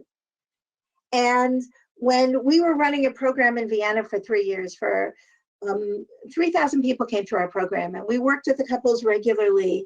And to begin to understand the mindset, to be able to be helpful to them, gave them a whole understanding. And to my husband, who came from a similar mindset, a Persian mindset, sometimes it's delving into who your husband or your wife is and finding the beauty in the traditional, finding the excitement in the traditional, finding the depth in the traditional, that makes you appreciate them as a whole and talks to a part of you that you never even thought you were looking for. And we'd love to help you explore and find that, because call it traditional, call it different backgrounds, call it, brought up differently, call it, whatever you want. We're all come from something different. Yeah. And we are two completely different people coming together to make something special and to build a family. Yeah, exactly. It's funny that you say your husband's from a Persian background, but yes, just being a person means that we all come from a different background, definitely. And what's so cool is it really is a healing journey to find out the parts of yourself that are actually craving what your spouse is offering. There's like a resistance, for this woman, there's a resistance to her spouse's conservative nature. There's a resistance. And yet there is a piece of her, which hopefully will help open up for her, that actually wants that and needs that and allows her to be as awesome as she is. And then when she finds that in herself, then she can bring that back to the marriage and get her true answer, which is, I want this marriage that's super alive. So yeah, we're going to go there. Thank you so much. We have a lot of thank yous coming in as well. Such a great introductory class. Thank you so much. So thanks for all of your feedback here too. I want to make sure that I welcome Sarah. Wonderful to have you too. And welcome Yaakov. Great to have you as well. As we mentioned in the very beginning, this class is both for men and women. Rivka, Malka, and Devora really took so much care in their last course to listen to everyone's feedback, and that's why we've created this special two-part Q&A series, or two-part sessions, I should say. So I just want to throw that back to Rivka, Malka, and Devora. Can you just help us understand a little bit better? I want to make sure that everyone here still understands exactly what that means to them, what that's going to look like. Sure. So traditionally, these Shalom Bayis classes, marriage classes have been given to women with the understanding that, a woman, as it says in some movie, a woman is the neck and she turns her husband's head, putting it really all on the women. But what's so special about the times that we live in now, and this is talked about in the Torah, is this softening of the men. The men are in as much pain, as much disappointment, as much yearning, and they're ready to do the work. They also deserve information. They also deserve support. They want this to work, and frankly, women haven't been explained enough to men. It just hasn't happened.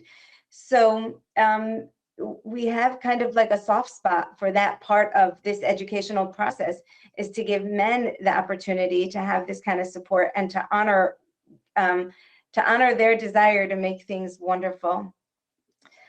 Our formulas that we're going to be sharing, I got to call them formulas because we've been blessed to make it that easy, are going to be equally applicable and speak to men and women. And the Q&A, the live Q&A, which came as a direct result of all of these people who were emailing and all of these men who were calling for support, I want you to realize that is a class, meaning it's in a Q&A formula, but there's going to be tons of information given over there, real information that you just need it. This is a tiny little example, tiny. I used to sell headscarves. And so there was a little time when people would come to my house, young brides or something, and they would try on headscarves, and maybe they had been wearing wigs beforehand. And they looked in the mirror and they were like, "Oh, do you think I look good? Wow, I do really look so pretty. I can't believe it." And then came the time when they would walk downstairs to go in front of their husbands. Sometimes their husbands of 50 years, sometimes their husbands of, 3 weeks. And my husband and I got to watch this parade, this horror show of interactions as these husbands faced their wives who were so vulnerable to their husbands' responses. And these men, they had no clue. So my husband started to talk to them while the women were upstairs putting on their headscarves. My husband started to tell them, "Listen, she's putting this on. If she comes down and shows it to you, that means that the words that come out of your mouth are going to literally determine how she feels about herself. This is your opportunity. It might look different and strange to you, but if you like it, you've got to say all the words. I really like it. You really look beautiful. Because you wouldn't believe how many men just, they didn't have that language because they didn't have that education, and they would be like, oh, that's different. Oh, wow, yeah, I haven't seen you like that. And these women, they weren't trying to be bad guys, but the women just crushed and melted like the Wicked Witch of the West into a green puddle. They're like, he doesn't like it, I'm taking it off. All the men needed was like someone to tell them, listen, you think she's like, you think this is for her? She's totally relying on your words. You're like the sculptor of her experiences and of her experience of her beauty, physical and otherwise, through your words. You got to take ownership of this. So that's a little tiny story and example of why just giving a chance for the men to understand a woman's world is so critical. Did you want to add to Vice versa? Yes, Vice versa. Yeah, women think, they read in magazines, they see in movies, they listen to Sean Bias classes, they understand what they're supposed to do, but they don't reach out and try and understand their husbands. They don't have somebody telling them, listen, honey bunch, your husband's not you, not only in his actions and in his preferences, but in the vulnerable side of him, his insides, how he processes his feelings, the things that hurt him, that injure his pride, are so different than the things that would bother you or hurt you. And you can say things in a way that you don't mean badly, and yet you could really, really be damaging his sense of self and his ability to be vulnerable to you. And that's something that comes up constantly. And women really think, I'm speaking as a woman, we really think we have it figured out. We're the nurturers, we're the ones who are the feelers, we're the ones who understand people. Guess what? People are not your husband. And men are men. They're different. They're different. And on top of which your husband is different. Taking those skills, learning to listen, learning to really see who your husband is, again, without that judgment, seeing it for the beauty of who he is, helps you also understand that your actions have unwanted consequences, that your words could hurt much more than you could ever imagine. He may seem macho and tough, but there's so much more going on underneath. And that's something that women aren't given. They're given an instruction book. Yeah. And that's great. I can't take away from that. Those things are really, really important, but they're not nearly enough. No, actually, that was that is what amped up my marriage. When I said that I listened to your class, and then I was like, oh, Devora knows men. This is like amazing information. Devora is actually an oldest, so think of a daddy's girl, if you will. She gets men. And I was like, wow, I thought I know relationship, and thank God I believe I do, but I really didn't get men in the way that I thought I did. Devora, do you have a story that you can share about that, about an unintentional injury to a man or to a husband? If you don't, I know I'm putting you on the spot. Unfortunately, we all have many. We've hurt our husbands way too many times. And what I want to say before that is that men's importance in a relationship are severely underrated. Yes. They really are. They're just kind of supposed to go along with everything, the typical, yes, dear, huh?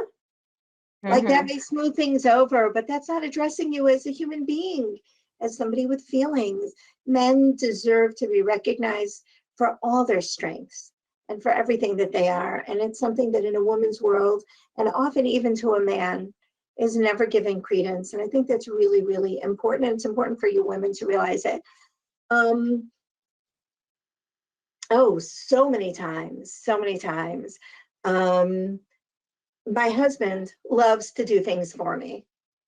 He loves to do things for me. That's his love language. His love language is acts of service. Mine is touch. I don't always recognize the acts of service. I've just kind of gotten used to a man who's really good at a lot of things, who does a lot of things for me. And sometimes I forget to see the love behind it. And this is constant. This comes up all the time. And sometimes he gets frustrated. And then I feel bad because I feel like, well, let's say you're doing the dishes, right? I didn't get to do the dishes yet. Maybe there's a judgment on me that I didn't do the dishes yet, and you like it clean, so you're doing the dishes because it's important to you to have a clean kitchen. He's much neater and more organized than I am. My nature is in the people and the creative, and he has that too, but he's much more organized. And I thought that was really important to him. And if that's really important to him and I haven't done it, I would go into judgment on myself. And I would say to him, no, you can stop now. I'll do it. I didn't have a chance to do it. I'll do it. And he would ask me why I was being defensive, and I didn't understand what he was saying. And this actually replayed itself again and again over the years. As a matter of fact, everybody has one thing they argue about the most. That would have been ours. So he would come in and clean up, and then I'd give him a hard time about it. You would give him a hard time because you would feel defensive, as if you're not enough. Exactly. One day, he turned around to me and he said, honey, maybe I'm not making myself clear. I may be sounding like I want you to be defensive, but actually, all I want you to do is say thank you. I'm doing this because I love you. And years of self-judgment and years of judging him just fell away. I'm like, you know what? You're right. You're right. Thank you, honey. I've been like ungrateful. I've been making it about me and about my judgment of you and my judgment of me. And really, you're just loving me. And you're just showing me you love me. Thank you. Thank you for tonight. Thank you for all the nights I didn't say thank you, and all the days I didn't say thank you, and all the things that you've done that I haven't said thank you. And since then, my default is still to go back in my head, and then I like breathe for a minute and I look at him and I just feel this love, and I'm like, thank you. Thank you. That was really nice. Yeah. So I love what you called on over here. This, like, these two voices. I think we each have them in a dominant way, but we both have both. But the voice of I'm not enough and the voice of you're not enough. Everyone struggles predominantly in one of those spaces, Yes, interesting, your story. Beautiful. Thank you so much. I just want to try to get to as many more questions as we can here. And of course, welcome our brand new member, Ahuva. Welcome Rivka and Yehudis, and welcome Aaron. Wonderful to have all of you. I just want to remind everyone, we've got about 20 minutes left. We're going to get to, like I said, as many more questions as possible on the line right now. Of course, I'd like to remind you that that means just a little bit under 20 minutes to make sure that you get in so that you can be entered into the raffle. So go to jewishworkshops.com/fulfill to make sure you've got your spot. We're going to be starting next Wednesday with the very first class. And I also just want to let you know that not only are we going to have these two Q&A sessions that are built, solely around that, but each and every class throughout the 6 weeks, you'll have your opportunity to ask questions. And I think one of the most wonderful things about Devora and Rivka Malka is that they really took their classes. They've got the topics, they've got everything they want to give over, but then they really personalize those classes based on the questions that have come in throughout the week. So they get questions emailed to them because, you'll have email access when you become a platinum member. If someone wasn't able to join a live class and they listened later, then they email either Jewish Workshops and we send it on, or they email, Devora and Rivka Malka directly. And of course, if you're a basic member, you will always have access to us at Jewish Workshops to send in any questions you have, and we'll pass those along to make sure that you too are being supported. Please don't feel like that is not going to be part of your basic membership. But the classes themselves are so personalized to make sure that those questions are being addressed. So if you don't get your question answered right now during these last 20 minutes, remember that over the next 6 weeks, you will have plenty of time to really get your journey solidified. It's not going to be over in 6 weeks. You're going to be starting, you're going to be going through a process, and you're going to continue, please God, long after those 6 weeks. But the support will be here throughout your start to your journey, and throughout this process, you will have the abundance of guidance that you need. So I just wanted to really reiterate that fact. Welcome, Alicia. Wonderful to have you as well. And let me get to these next questions because there were a few that came in from the same person. So I want to make sure that she gets answered here. She asked a few questions, mostly about an emotional connection here. How can I learn to balance? How can I learn the balance of needing emotionally from my husband, and then in return giving emotionally to myself? So how can I balance giving myself to my husband and also making sure that I'm being taken care of? And in that same realm, I think she's really talking about how do we even learn to connect emotionally to our spouses? Very good. Very good question. I think we're going to answer this together, Devora. I feel because it's such a broad question that my mind is actually like in all the spaces at once. But I want to honor the question first. You can not just show up for the other. You cannot. You will end up codependent. You will end up resentful. And so when you learn about marriage and you learn about focusing 100%, I hope that you were paying attention. Devora didn't say focus 100% on the other. She said 100% on the two of you. I was listening. I was like, yes, that is so important. Because when you focus, completely on the other, you're negating that you are a self. Let's look at it on the flip side. When you focus completely on yourself and on your own experience, you're not truly in a marriage. You are in a lot of self-nurture, and this is very important. And connecting with yourself is a way of stabilizing and solidifying your core. But that core is, it's there to be used, to be connected to and involved in the marriage. Yes, you don't want to be just, and when it's not, what ends up happening is that really the two partners,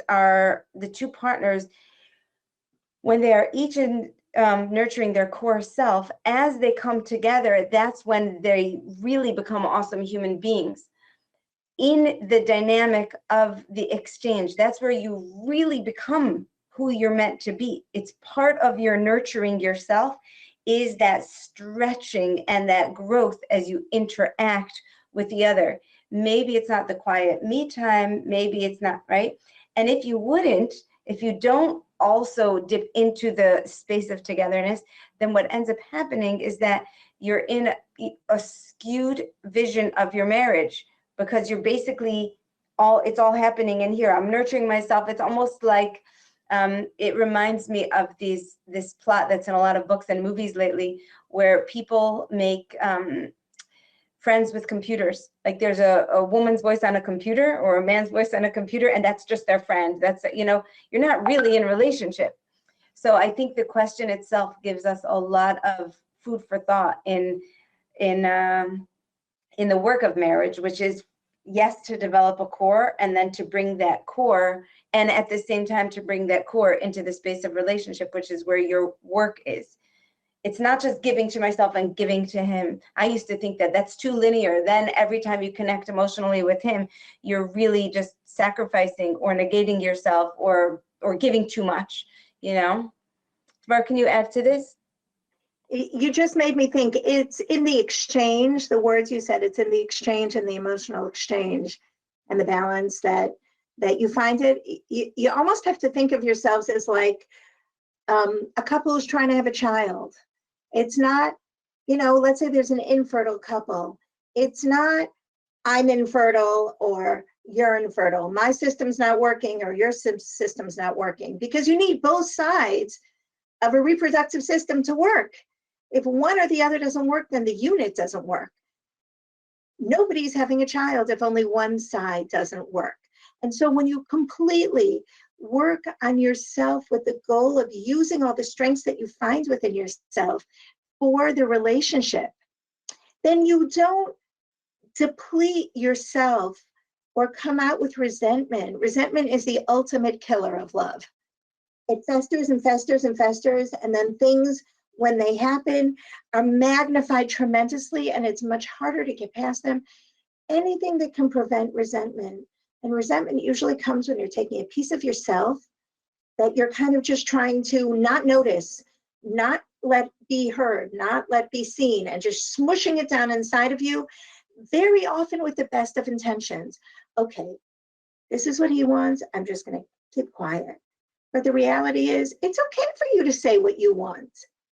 He can hear it. You don't always have to agree, and you can still compromise. But you need to be heard. You need to be recognized. You need to be seen. And I think that that's really where the balance that you're talking about is. Where is that connection? To give proper respect to your question, the connection is both in respecting and giving yourself that time, and in giving it to your husband. Because when you're giving it to your husband, you're giving it to the unit. You're not giving it to him as a person. You're not giving it to him himself. You're giving it to him as your other half, as the other important piece of the mechanism that makes your relationship work. Yeah. And so much of it is in our view, in our attitude towards marriage. When our hearts are open, all of this flows smoothly, flawlessly. It just works. It works because our brains go to what's important instead of getting caught up with the self-recrimination or caught up with the blame and shame and finger pointing. It just works. So a very important part of that is nurturing yourself, but also keeping your eye on the fact that when you're giving him, you're giving yourself too, because you're entitled to happiness. And when you give her, you're entitled to happiness. And if you're giving to your unit, then you're happy. Yeah. Yeah. And the self-worth and the nobility that comes from giving to the unit also is part of your happiness. Not only, that's part of emotional nurturing is when you believe in someone, when you hold them like, I know you can do this. And when you hold that space for yourself, even though maybe you might be a woman that wants more emotional nurturing for herself. Some women feel like I need hours and hours, whatever. Part of emotional nurturing is being your best self and being able to say, wow, I gave this to the relationship. I feel so good about myself right now. Yeah. I remember when I made reminds me of when I made a birthday video for my husband. It's on YouTube, actually. It was such a good birthday video. Oh my gosh, it was hilarious. And you know what? He watched it 2 or 3 times. I probably watched it 20 times because my good feeling of the hours that I poured into this and all his friends that I called for the video and everything and all the clips that I made and the way that I put them, the good feeling that I got from putting in, can't buy that feeling. Yeah. Thank you so much. Okay, I know we're running out of time here. I just want to get to the last few questions. There was a question that came in. What if my husband has a Hollywood outlook to marriage, not a Jewish perspective at all? Is this workshop geared for such marriages too? Yeah. Did you want to answer? Go ahead. Well, we'll play. Let's play. For our listeners, Hollywood View, he's in it seems like he is in this fantastical idea of what a woman is. This, tall, beautiful woman comes and makes things awesome and incredible, and she's incredible in the bedroom, and somehow he's just like James Bond living it up. I don't know if that is the truth of your husband, but that would be a Hollywood thing.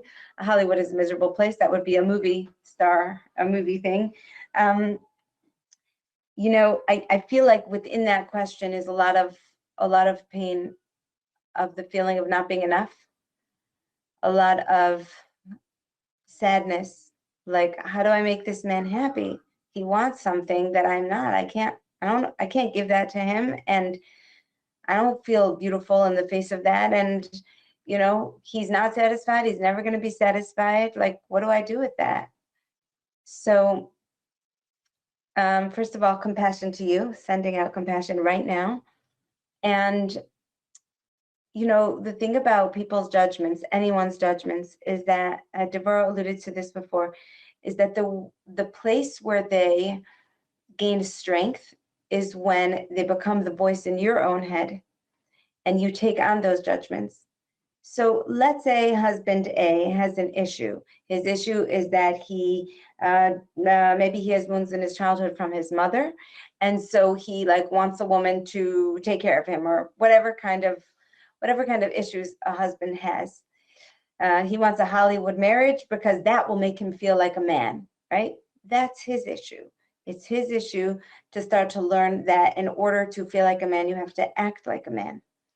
But the pain is that a wife, such as yourself, might have taken that on. I'm supposed to be something that I can't be.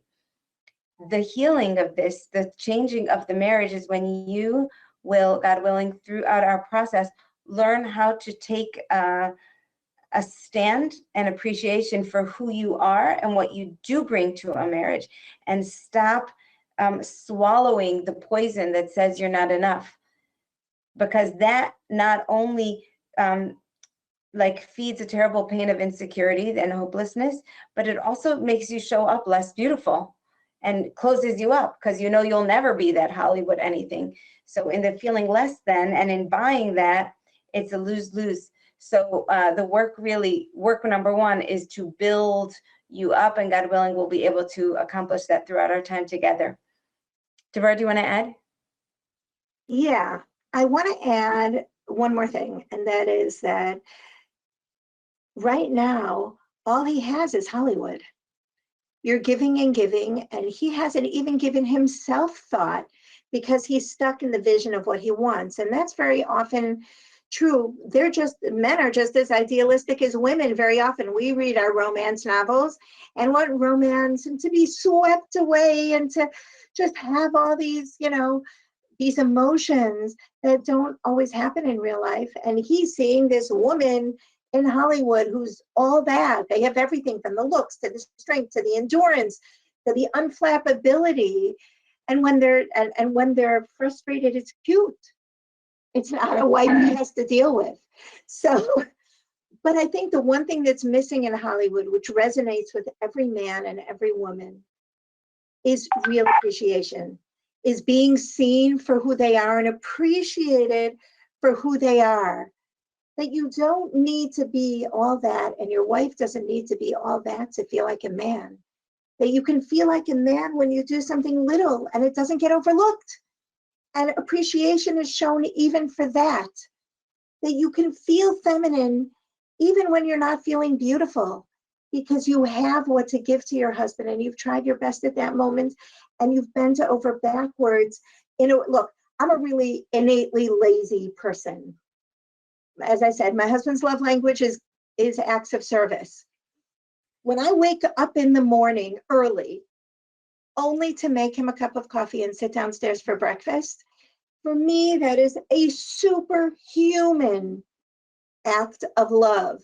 I'm not only proud of myself, but I'm tapped into the fact that this is love.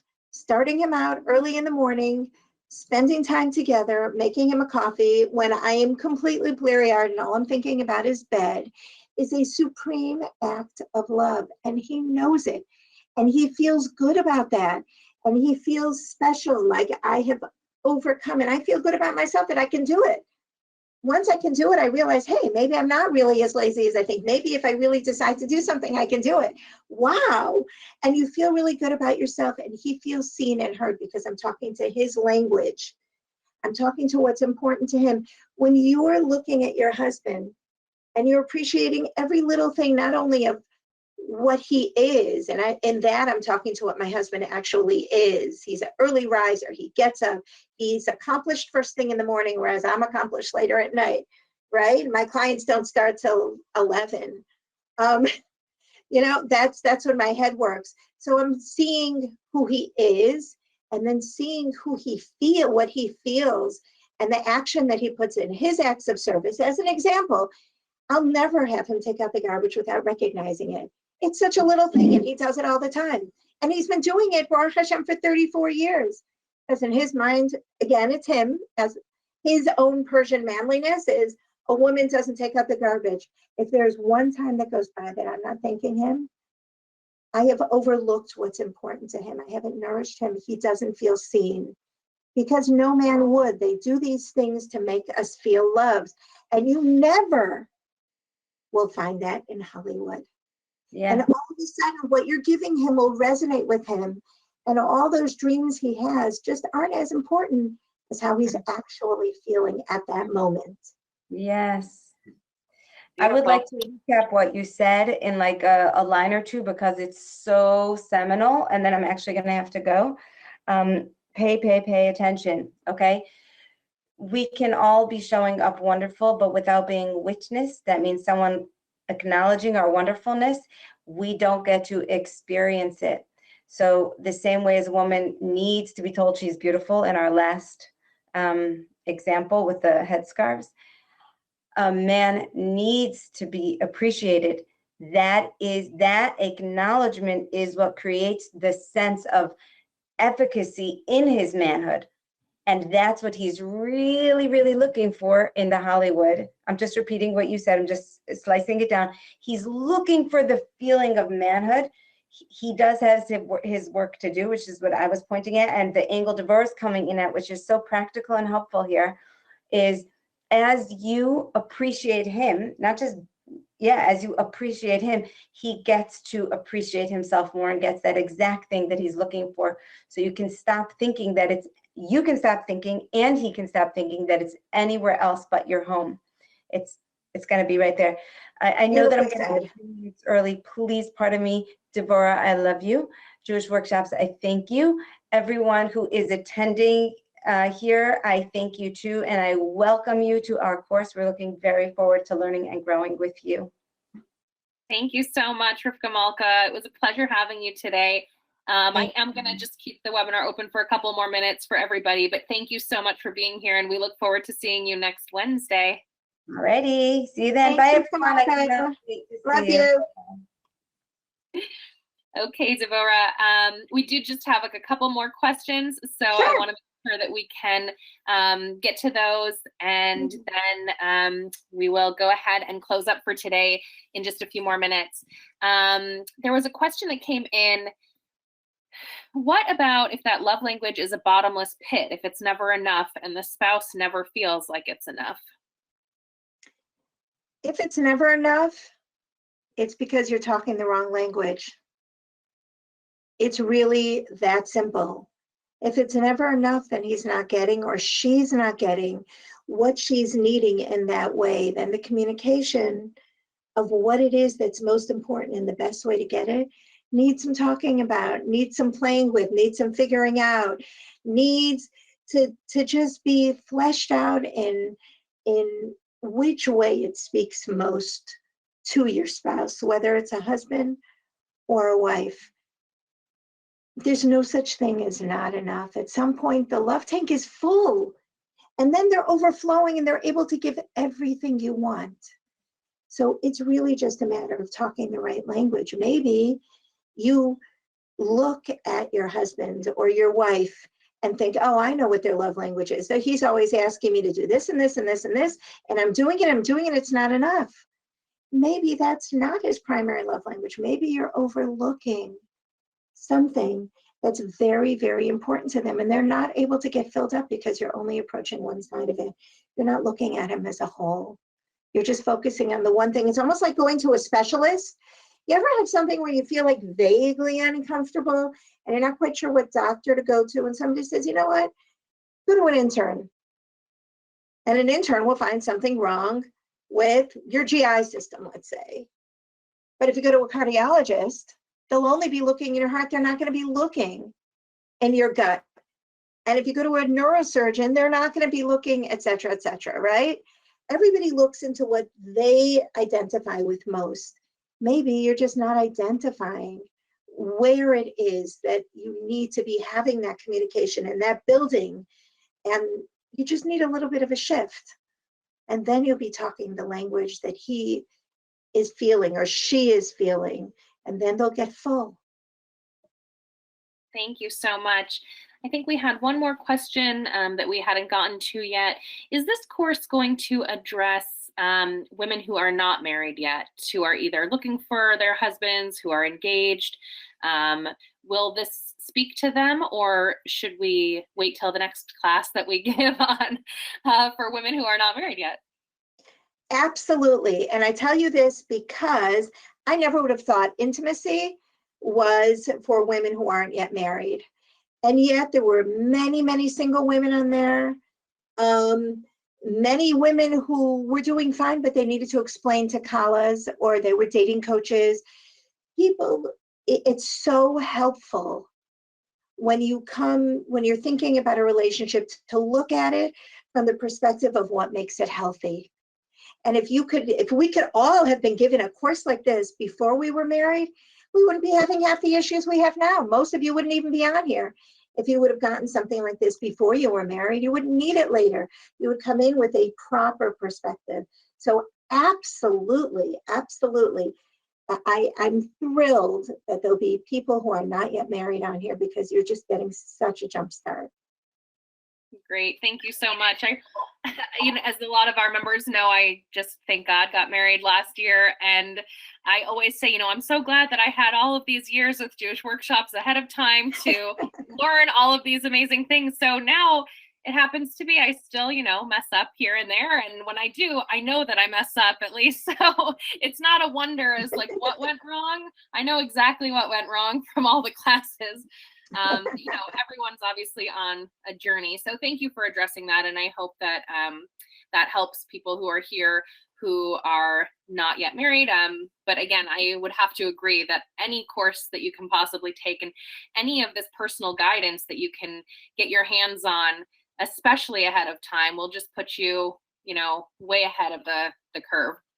So as we're closing up here, I want to point out one more thing, if I may. As you're closing and telling about the workshop, when you reviewed it last time, you did forget to mention that there's one date that will be on a Monday. It's always on Wednesdays. One day will be on a Monday, and you can look at what that date is. That's because my son is getting married that Wednesday. So I'm not going to be available to be on that class. So we will be doing it on a Monday. Please, everyone, make sure to look at your calendars when you've signed up. Thank you so much. Okay, so as we're getting ready to close, I want to go ahead and just welcome some members that I may have missed here. So welcome to Fagi. It's wonderful to have you as well. Moshe, welcome, and welcome Goldie. So great to see all of you.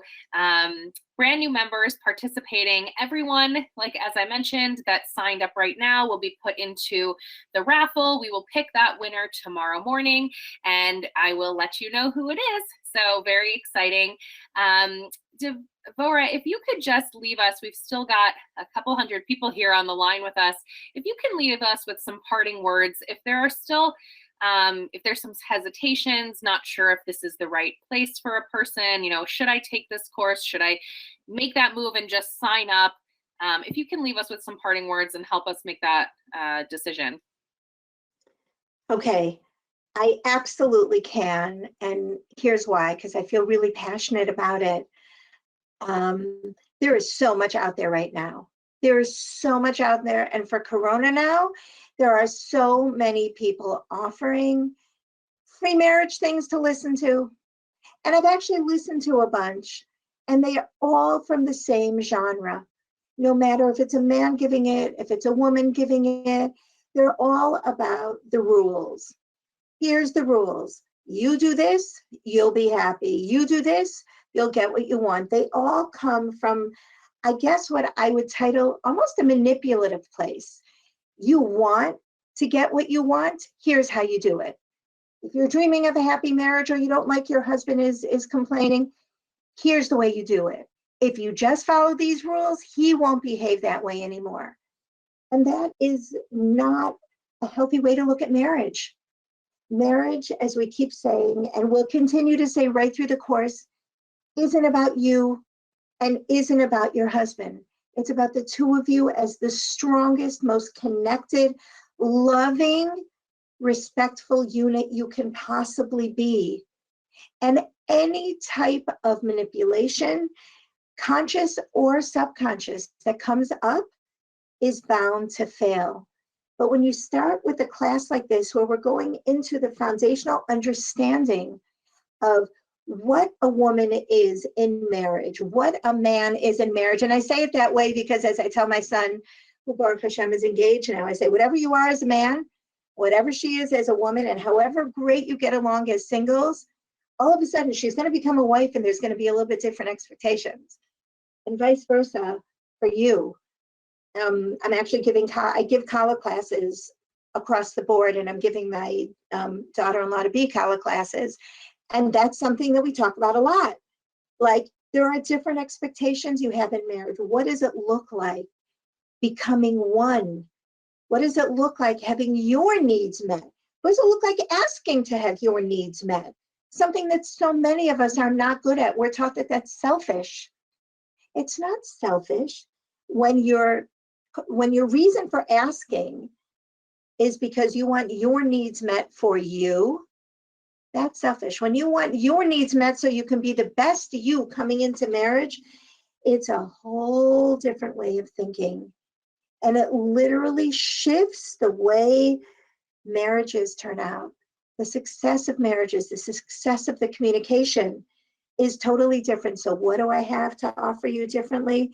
What does Rivka Malka have to offer you differently? What is Jewish Workshops offering different in this? In addition to the fact that we're the only ones that do both men and women together. And in addition to the fact that we're going to be offering separate classes for men and for women after we have it together, so that when there's more questions for you that you have about the topics that came up or the outlook of things that came up, and you as a man want to ask but can't really ask with women on, can't get the same kind of answer, or can't really ask with men on because they're not going to understand the answers that we're giving to you because it's really just for women or really just for men. In addition to all that, if you gain one thing, it's the understanding of the royal we, the us, the marriage, the kedusha that comes along with that, because it's really back to creation time. It's back to soul, one unit, one person, made up and comprised of completely two separate people that make that one person the strongest. So that's what we have to offer you differently than anybody else. And thank you so much for all of those that you have already signed up. And for those of you that haven't signed up yet, I encourage you to sign up. I'm so grateful that you listened on to the end, and we can make a difference. We can make a difference. You're not looking to be better. Rivka Kuttner says, you don't want to be a better husband or a better wife, because then you're comparing. There's always somebody better. There's always somebody more. You want to be changed. You want to have your outlook different.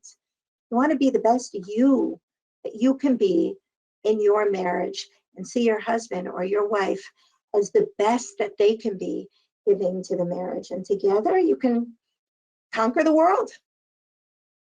So beautifully said, Devora. Thank you so much. I can just feel your sincerity and your passion, and that is one of the reasons I love working together. So thank you. To everyone who joined us today, thank you for spending your time with us. It was so wonderful to see all of our new members. Welcome to everyone who joined. I am going to keep the webinar open for just a few more minutes. You won't hear us, you won't see us, but it'll be open in case you still need to get your phone number in there to get some help registering, because once we close up, I won't be able to get that information from you. So come on back and let us know if you have any questions or need help. You still have a chance to get entered into the raffle. And of course, the next 24 hours, you will still get your introductory discount. So make sure that you are going to jewishworkshops.com/fulfill to get your spot secured. And we look forward to seeing as many as possible next Wednesday, where we start our journey. So thank you so much, Devora, and thank you to everyone. Have a wonderful day. You too. Thank you. Have a wonderful day. And thank you, everyone.